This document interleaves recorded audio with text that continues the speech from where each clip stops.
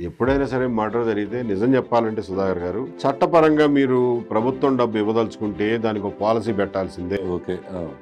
లేదు అని అంటే మనుషులుగా స్పందించి అందరం తలా ₹1 వేసుకుని ఆ ఫ్యామిలీని ఆదుకోవాలి. అది సామాజికంగా మనం చేయగలిగింది, చేయాల్సిన పని కూడా. అంటే ప్రతోడు ఏంటి, నేను ఇంకోటి చెప్తా, మనం వెళ్ళి మైక్ పట్టుకుని గవర్నమెంట్ ని డామ్ డీమ్ డిష్ అని అంటే గవర్నమెంట్ ఇదేముంది, ఆడదేం పోయిందండి బాబు, 1 కోటి కాదు 2 కోట్లు తీసుకోండి రాపోండి, నా డబ్బులు అయ్యి జనం డబ్బులేగా, పడైండి ఆడి నోరు ముయించండి రా అంట. అది చాలా సులభం.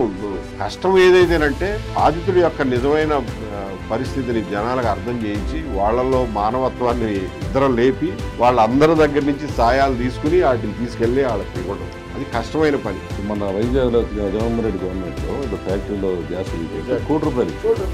మరి ఇప్పుడు మీ వాదన ఏమంటారంటే, మీ వాదన ఏకీభవిస్తుంది. ఆ కంపెనీ వాడి దగ్గర ₹1,00,00,000 తీసుకుని ఇవ్వండి, ప్రభుత్వం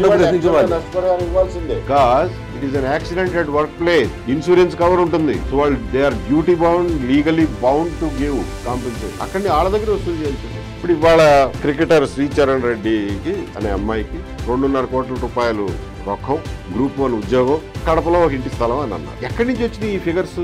ఏదైనా చట్టం ఉందా మీ దగ్గర? ఏమైనా పాలసీ ఉందా? దీనిగా మన కోర్టులో వేస్తే పోయిందండి. అది ఏమన్నా పాలసీ ఉందా? కదా ఆ రోజున పివి సింధుకి అట్లాగే కోట్లలో, సానియా మీర్జాకి కేసీఆర్ గారు అట్లాగే ఏమి లేదు. ప్రతి వాళ్ళు నిజాం నవాబులు అనుకుంటున్నారు. అది మీరు చెప్పేదానంటే దీనికి ఒక చట్టబద్ధ కల్పించండి. ఎక్కడో చోట పాలసీ పెట్టండి స్వామి. మనమేం రాచరికాలు కాదు, నిజాం నవాబులం కాదు, మనం ట్రస్టీలు. దానికి రూల్ ఉండాలి. ఇవాళ ఏదైతే అమలు చేస్తున్నారో రేపు పొద్దున ఇంకొకరికి కూడా అదే అమలు చేయాలి. కొంతమంది ఐఏఎస్ అధికారులు ఆయన చుట్టూ ఉన్న వాళ్ళకి ఎవరికి నాలెడ్జ్ లేదంటారా? లేదు, ఉంది. అవసరమైనప్పుడు ఐఏఎస్ ఆఫీసర్ చెప్తారు కూడా, వీళ్ళు వినాలిగా. ఎవరైతే నాయకులు ఉన్నారో వీళ్ళు వింటలా చెప్పింది 100% కరెక్ట్. ఇప్పుడు నాకు ఇష్టమైంది ఏ వెంకటేశ్వర గారికి నేను ₹1,00,00,000 ఇస్తున్నా, నిజాం నవాబ్ పరిపాలన అండి ఇది. లేదు వీడికి ఇవ్వట్లేదు, దాన్నే రాచరికం అనేవాళ్ళం. ఇది ప్రజాస్వామ్యం కదా, ప్రజల డబ్బు కదా, ప్రజలకు అర్థం కావట్లేదు.